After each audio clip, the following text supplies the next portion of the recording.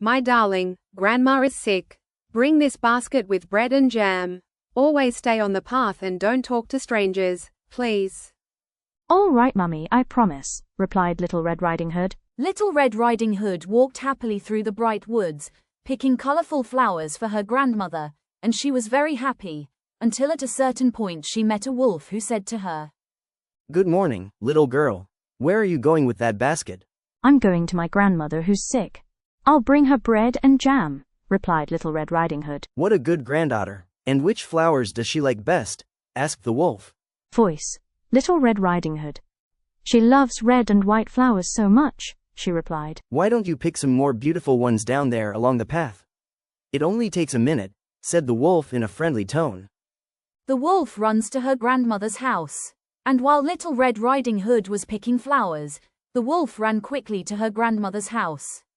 When Little Red Riding Hood entered her grandmother's house, she saw her in bed and slowly approached her, but her face looked very strange and, a little hesitant, asked, "Grandma, what big ears you have." Grandma, what big ears you have, "The better to hear you, my child," replied the wolf in her grandmother's disguise. Grandma, what big eyes you have, Asked Little Red Riding Hood again. "The better to see you," Replied the wolf, approaching her. Grandma, what big teeth you have, Said Little Red Riding Hood once more.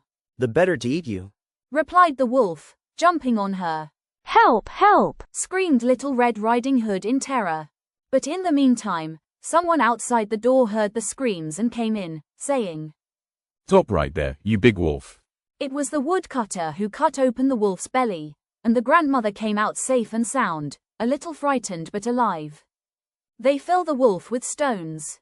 When they realized the wolf was half dead, Little Red Riding Hood and the woodcutter filled the wolf's belly with heavy stones.